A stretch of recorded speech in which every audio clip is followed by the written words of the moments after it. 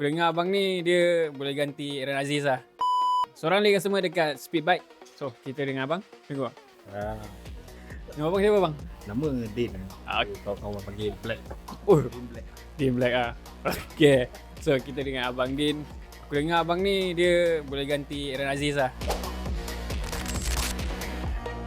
Sepanjang abang ride kan daripada Malaysia, Singapura, ada tak abang pernah rasa masalah-masalah pada tayar abang lah? Mungkin sebelum ni mungkin pakai tayar lain kan. So ada tak macam masalah-masalah sikit? Pada saya ada macam dua masalah. Kelicinan dia lah, nak tahu nak cakap macam mana, tapi pada masalah pada hujan. Dia satu masalah lain putih. Faktor tayar pun pada faktor tayar tu pun main peranan. Masalah lain cepat habis. Cepat baik. So hari ni bang saya nak bagi abang satu set tayar daripada company saya.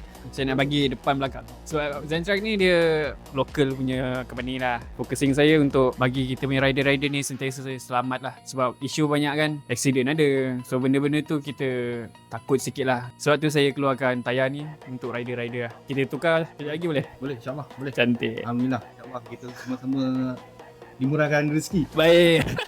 Right, Zentrack segera padu Ride Raja for the local.